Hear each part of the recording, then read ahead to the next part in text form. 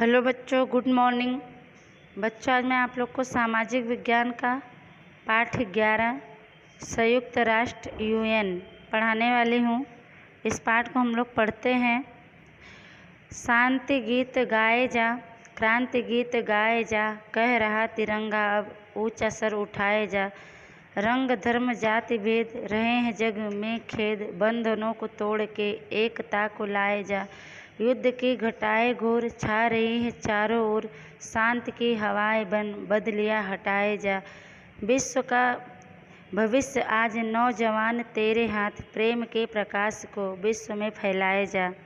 इस गीत के माध्यम से कहा गया है कि अब समय आ गया है कि अब हम शांति के गीत गाएं, यानी चारों तरफ शांति का वातावरण बनाएं। क्रांति यानी इंकलाब, अब बहुत बड़ा परिवर्तन करने का समय आ गया है। अब हम इंकलाब के गीत गाएंगे और हमारा तिरंगा झंडा यह कह रहा है कि अब हमें सर ऊंचा करके चलना है। हम सर ऊंचा करेंगे। जो रंग धर्म जाति का भेदभाव है उसको संसार से ख़त्म कर देंगे, समाप्त कर देंगे। बंधनों को तोड़ के एक दूसरे में एकता की भाव लाएंगे, एक दूसरे से मिलजुल कर रहेंगे। करें युद्ध जो चारों तरफ फैली हुई है, उस युद्ध को समाप्त करने के लिए हम शांति की दूत बनकर उस युद्ध को समाप्त करेंगे। आने वाले समय में विश्व का भविष्य नौजवान है, नौजवान के हाथों में है। पूरा विश्व प्रेम के प्रकाश को विश्व में फैलाएंगे, यानी सभी के अंदर प्रेम की भावना पैदा करेंगे, भाईचारे की भावना पैदा करेंगे। आगे, विश्व संस्था की आवश्यकता किस लिए, इसके बारे में हम पढ़ेंगे। प्रथम विश्व युद्ध ने विश्व के अधिकांश भाग में विनाश का तांडव किया था। विश्व के लोग शांति चाहते थे। विश्व के इतिहास ने साबित कर दिया कि समग्र विश्व में शांति स्थापित करने के लिए एक केंद्रीय संस्था की आवश्यकता है। जिस तरह देश के अलग अलग राज्यों को अंकुश में रखने के लिए राष्ट्रीय स्तर पर विविध संस्था की ज़रूरत है, उसी तरह दुनिया के देशों को काबू में रखने के लिए अंतर्राष्ट्रीय स्तर पर भी विश्व संस्था की भी आवश्यकता है, ताकि जो दुनिया के देशों को शांति, एकता और सहयोग के मार्ग पर मोड़े।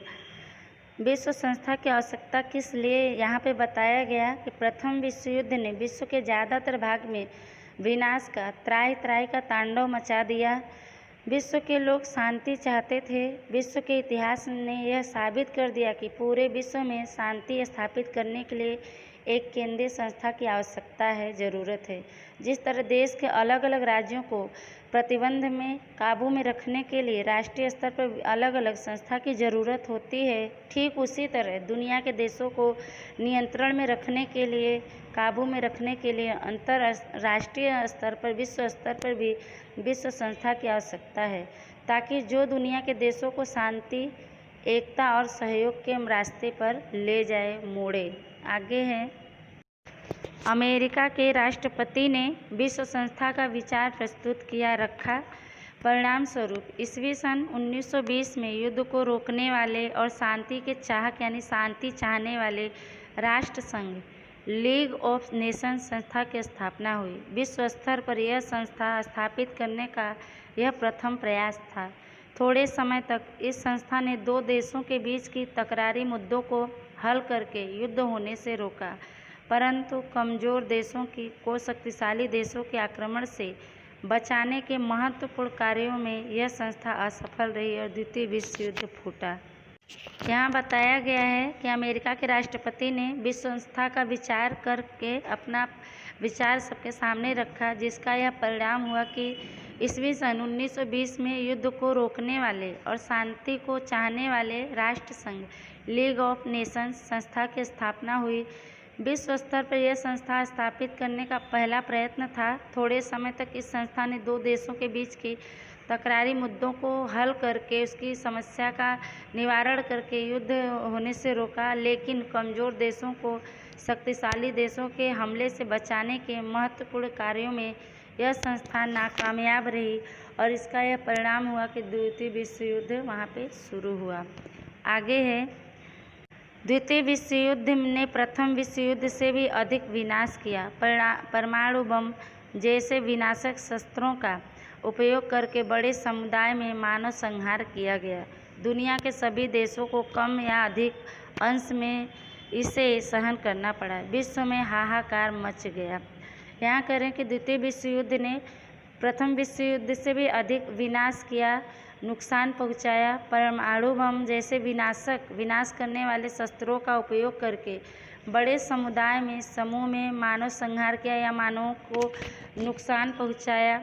दुनिया के सभी देशों को कम या अधिक भाग में इसे सहन करना पड़ा। विश्व में त्राही मच गया। आगे, संयुक्त राष्ट्र संघ यूएनओ का उदय, इसके बारे में हम पढ़ेंगे। विश्व को युद्ध के भय से मुक्त करने के लिए राजनीतिज्ञों ने कमर कसी। अमेरिका के तत्कालीन राष्ट्रपति रूजवेल्ट के प्रयासों से एक विश्व संस्था की योजना बनाई गई।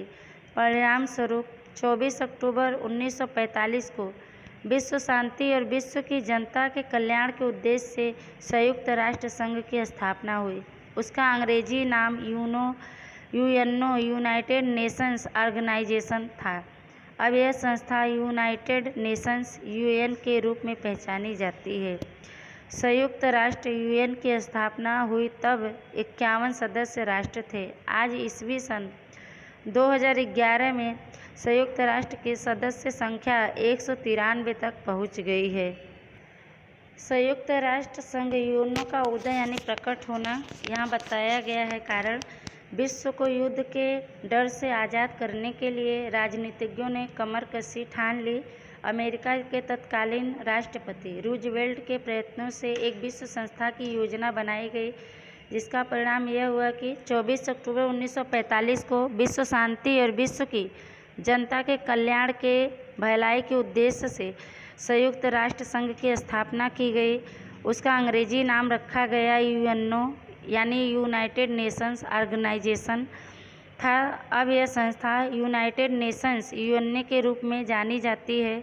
संयुक्त राष्ट्र यूएनए की स्थापना हुई तब राष्ट्र सदस्य 51 थे। आज ईस्वी सन 2011 में संयुक्त राष्ट्र की सदस्य संख्या 193 तक पहुंच गई है। आगे पढ़ते हैं। इतना जानिए, यूएनए के महामंत्री का कार्यकाल 5 वर्ष होता है। 2007 के दक्षिण कोरिया के बान की मून कार्यरत हैं। अफ्रीका में स्थित दक्षिण सूडान यूएन का 193वां सदस्य बना। यूएन की प्रशासकीय भाषाओं में अरेबिक, चाइनीज, अंग्रेजी, फ्रेंच, रशियन और स्पेनिश भाषाओं का समावेश है। आगे है यूएनए के उद्देश्य, लक्ष्य, इसके बारे में पढ़ेंगे। संयुक्त राष्ट्र यूएनए की स्थापना का उद्देश्य उसके संविधान में स्पष्ट किया गया है। अंतर्राष्ट्रीय शांति और सुरक्षा बनाए रखना, सदस्य देशों के बीच मैत्री भावना विकसित करना, अंतर्राष्ट्रीय आर्थिक, सामाजिक, सांस्कृतिक और मानवीय समस्याओं को हल करना, सभी लोगों के मानवीय अधिकारों और मूलभूत स्वतंत्रता के प्रति सम्मान की भावना उत्पन्न करने के लिए सहयोग स्थापित करना। ये उद्देश्य यूएन के अलग अलग अंगों द्वारा सिद्ध किए जाते हैं। उसके कुल 6 अंग हैं। अब हम उनका संक्षेप में परिचय प्राप्त करेंगे। यूएनए के उद्देश्य के बारे में यहाँ बताया गया है कि संयुक्त राष्ट्र यूएनए की स्थापना का उद्देश्य उसके संविधान में साफ साफ लिखा गया है, वर्णन किया गया है।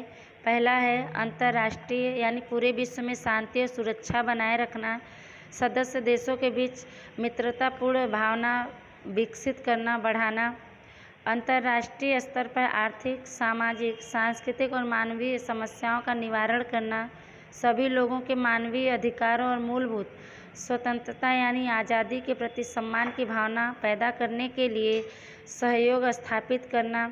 ये उद्देश्य यूएन के अलग अलग अंगों द्वारा साबित किया गया है। यहाँ पे उसके कुल 6 भाग हैं। हम इसके बारे में संक्षेप में जानेंगे, पढ़ेंगे। संयुक्त राष्ट्र के अंग, इसके बारे में हम पढ़ेंगे। विश्व की समस्याओं पर विचार विमर्श करने के लिए सदस्य राष्ट्रों की बनी सभा है सामान्य सभा, जनरल असेंबली।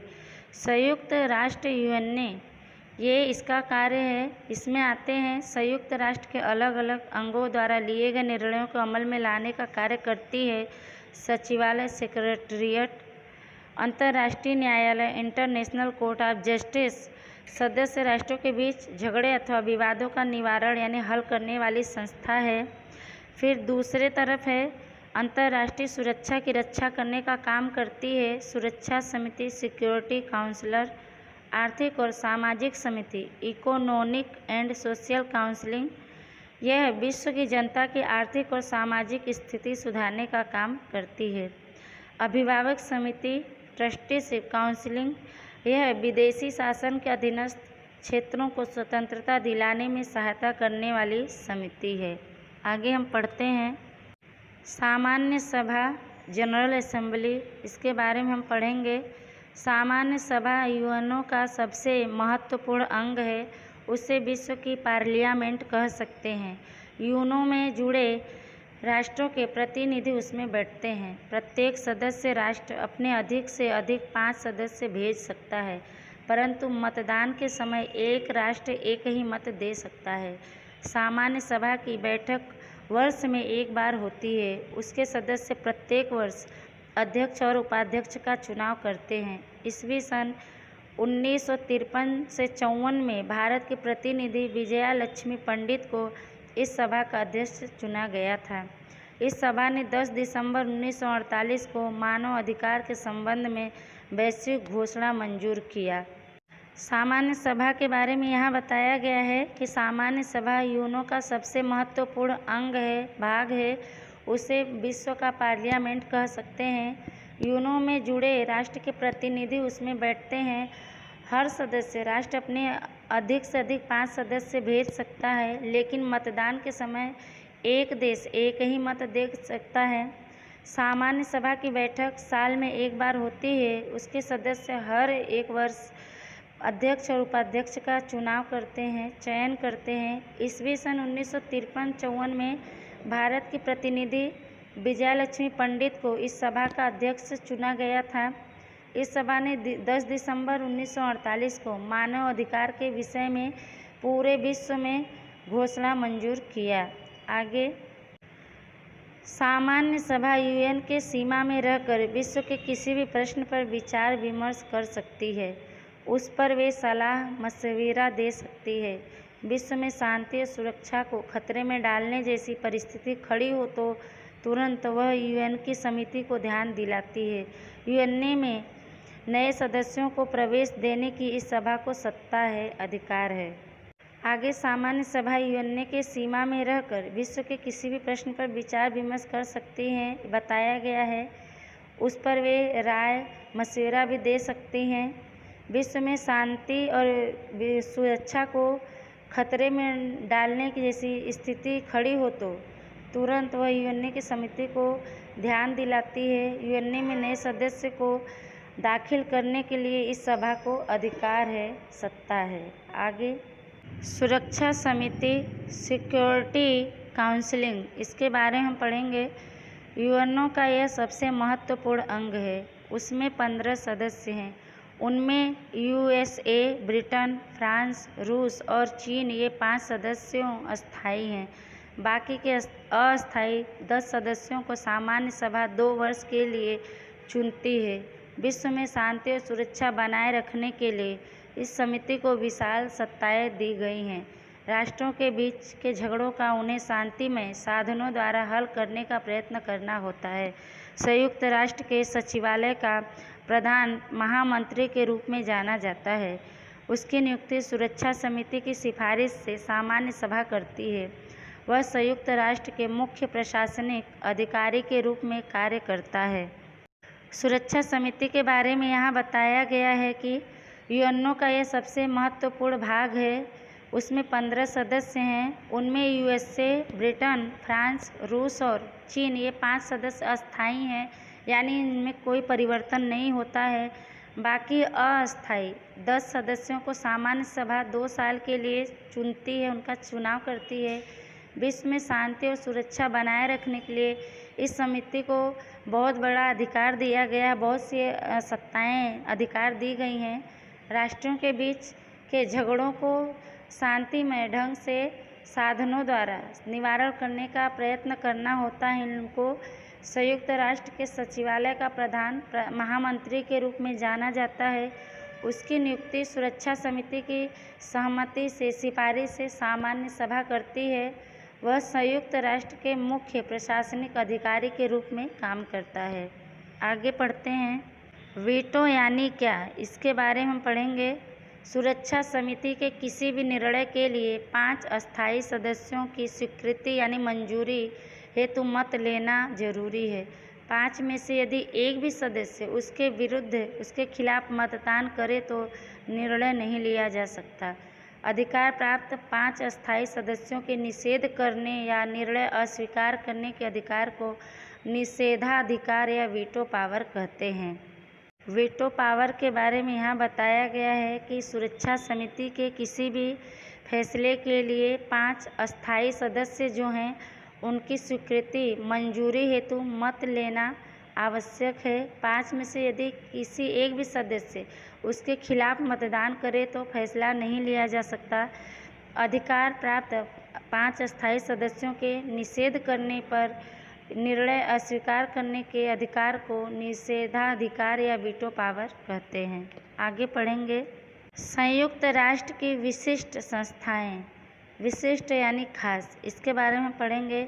विश्व के लोगों का जीवन स्तर ऊंचा आए, उन्हें रोजगारी के अवसर प्राप्त हो तथा लोगों का सामाजिक, आर्थिक और शैक्षणिक और सांस्कृतिक विकास के लिए प्रयास करना संयुक्त राष्ट्र का महत्वपूर्ण कार्य है।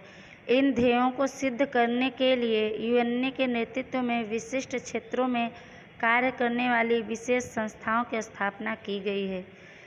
यहाँ पे संयुक्त राष्ट्र की खास संस्थाओं के बारे में बताया गया है कि विश्व के लोगों का जीवन स्तर ऊंचा आए, आगे बढ़े, प्रगति करे, उन्हें रोजगार के मौके प्राप्त हों तथा लोगों का सामाजिक, आर्थिक और शैक्षणिक और सांस्कृतिक प्रगति के लिए प्रयास करना संयुक्त राष्ट्र का महत्वपूर्ण काम है। इनके लक्ष्यों को साबित करने के लिए यूएन के संचालन में खास क्षेत्रों में कार्य करने वाली विशेष संस्थाओं की स्थापना की गई है। आगे हम पढ़ेंगे। यूएन की विशिष्ट यानी खास संस्था का नाम, संक्षिप्त नाम, संस्था का मुख्यालय, संस्था के मुख्य कार्य पढ़ते हैं। पहला है विश्व संस्था संगठन, इसका संक्षिप्त नाम है WHO। इसका मुख्यालय है जिनीवा में। इस संस्था का मुख्य कार्य है दुनिया के लोगों का शारीरिक और मानसिक स्वास्थ्य में सुधार करने का प्रयास करना। दूसरा है यूनेस्को, संक्षिप्त में भी यूनेस्को ही कहते हैं। इसकी संस्था का मुख्यालय पेरिस में है। इसका मुख्य कार्य है दुनिया में विविध देशों के बीच शैक्षणिक यानी शिक्षा से संबंधित, वैज्ञानिक यानी विज्ञान से संबंधित और सांस्कृतिक क्षेत्रों में लगातार सहयोग स्थापित करना। तीसरा है अंतर्राष्ट्रीय मजदूर संगठन, इसका संक्षिप्त नाम है ILO। इसका मुख्यालय जिनीवा में है। इसका मुख्य कार्य है मालिकों द्वारा मजदूरों का शोषण न हो, उनके साथ अन्याय न हो, सही वेतन प्राप्त हो, उसके लिए प्रयास करना। चौथा है यूनिसेफ, इसको संक्षिप्त में भी यूनिसेफ ही कहते हैं। इस संस्था का मुख्यालय न्यूयॉर्क में है। इस संस्था का मुख्य कार्य है बालकों के जीवन की गुणवत्ता में सुधारे, उनकी जीवन अच्छी हो, समुचित यानी अच्छे ढंग से सभी तरह से और पोषण युक्त आहार प्राप्त हो, ऐसे बाल कल्याण के लिए कार्यक्रम आयोजित करना। फिर पांचवा है खुराक और कृषि संगठन, इसका संक्षिप्त नाम है FAO। इस संस्था का मुख्यालय रोम है। इस संस्था का मुख्य कार्य है विश्व में अन्न का उत्पादन बढ़े, उसका प्रगति हो, वृद्धि हो और कृषि यानी खेती का विकास हो, इसके लिए प्रयास करना। छठा है विश्व बैंक, जिसको संक्षिप्त में बोलते हैं IBRD। इसका मुख्यालय है वाशिंगटन DC। इस संस्था का मुख्य कार्य है विश्व युद्ध के दौरान यानी विश्व युद्ध के समय बर्बाद हुए, नुकसान हुए देशों का फिर से निर्माण, पुनः यानी फिर से निर्माण के लिए कर्ज देना, विकासशील देशों के विकास तथा महानगरों के प्रोजेक्ट के लिए कर्ज देना। आगे पढ़ते हैं। संयुक्त राष्ट्र यूएनए को भारत का सहयोग, मदद, इसके बारे में हम पढ़ेंगे। भारत ने यूएनए के द्वारा ही विदेशों के साथ के मतभेदों को सुधारने का सिद्धांत स्वीकार किया है। संयुक्त राष्ट्र की शांति स्थापित करने के कार्यों में भारत ने सक्रिय यानी कार्यशील सहयोग दिया है। कोरिया के युद्ध में घायल सैनिकों की चिकित्सा करने के लिए भारत सरकार ने डॉक्टरों की टीम भेजी थी। संयुक्त राष्ट्र के नेतृत्व में अपने सैनिकों को भेजकर संकट हल करने में भारत ने सहायता की थी। सुरक्षा समिति के अतिरिक्त विशेष समितियों के सदस्य के रूप में भारत ने उपयोगी भूमिका निभाई है। भारतीयों ने महत्वपूर्ण पद धारण करके अपने ज्ञान और अनुभव से लाभान्वित किया है। भारत ने पंचशील का विचार विश्व समक्ष रखा। संयुक्त राष्ट्र यूएनए को भारत के मदद के बारे में यहाँ बताया गया है कि भारत ने यूएनए के द्वारा ही विदेशों के साथ के मतभेदों को सुधारने के लिए गलतफहमी को सुधारने का सिद्धांत स्वीकार किया है, मंजूर किया है। संयुक्त राष्ट्र की शांति स्थापित करने के कामों में भारत ने कार्यशील मदद दिया है। कोरिया के युद्ध में घायल सैनिकों की इलाज करने के लिए भारत सरकार ने डॉक्टरों की एक टुकड़ी भेजी थी। संयुक्त राष्ट्र के संचालन में अपने सैनिकों को भेजकर मुसीबत के समय उसका हल निकालने के लिए भारत ने सहायता की थी। सुरक्षा समिति के अलावा विशेष समितियों के सदस्यों के रूप में भारत ने उपयोगी रोल निभाया था। भारतीयों ने महत्वपूर्ण पद धारण करके अपने ज्ञान और अनुभव से उन्हें फायदा पहुंचाया। आगे है, भारत ने पंचशील का विचार पूरे विश्व के सामने रखा था। पंचशील क्या था, इसके बारे में हम बता देते हैं आपको। बौद्ध धर्म के अनुसार शील या सदाचार के 5 सिद्धांत का आचरण जो धर्मशील व्यक्ति के लिए आवश्यक है। पहला है अस्तेय यानी चोरी न करना। दूसरा अहिंसा अर्थात हिंसा न करना। तीसरा ब्रह्मचर्य यानी व्यभिचार न करना। चौथा है सत्य, झूठ न बोलना। पांचवा है मादक द्रव्यों का भोग न करना। आगे हम पढ़ेंगे मानव की उज्जवल आशा, इसके बारे में हम पढ़ते हैं। मनुष्य की उज्जवल उम्मीद क्या है। विश्व के सभी राष्ट्र यूएन का साथ और सहयोग दें तो विश्व शांति का सच्चा अनुभव होगा। इसके लिए आवश्यक है कि सभी राष्ट्र युद्ध न करने की प्रतिज्ञा लें, संकल्प लें और संहारक सबके विनाश करने वाले शस्त्रों का उत्पादन विकास बंद कर दें। आज यदि सभी राष्ट्र शस्त्र बनाने की स्पर्धा यानी प्रतियोगिता बंद कर दें तो अरबों रुपए की बचत होगी।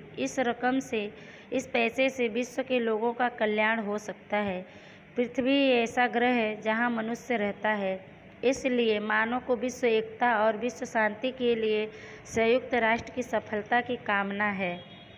मानव की उज्जवल आशा उम्मीद के बारे में यहाँ बताया गया है कि विश्व के सभी राष्ट्र यूएन का साथ और सहयोग दे तो विश्व में शांति का सच्चा अनुभव किया जा सकता है। इसके लिए यह जरूरी है कि सभी राष्ट्र युद्ध न करने का संकल्प लें और सबके विनाश का जो शस्त्र का उत्पादन है उसको बंद कर दें, उसका विकास न करें। आज यदि सभी राष्ट्र शस्त्र बढ़ाने की प्रतियोगिता बंद कर दें तो अरबों रुपए की बचत होगी और इस पैसे से पूरे विश्व के लोगों का भलाई हो सकता है, कल्याण हो सकता है। और यहाँ कह रहे हैं कि पृथ्वी ही ऐसा ग्रह है जहाँ पर मनुष्य निवास करता है, रहता है, इसलिए मानव को विश्व एकता और विश्व की शांति के लिए संयुक्त राष्ट्र की सफलता का कामना करना चाहिए। बच्चों, आज का पाठ आपका समाप्त हुआ। इस वीडियो को आप लोग ध्यान से सुनिएगा। इसका प्रश्न उत्तर आपको भेज दिया जाएगा। तब तक के लिए धन्यवाद।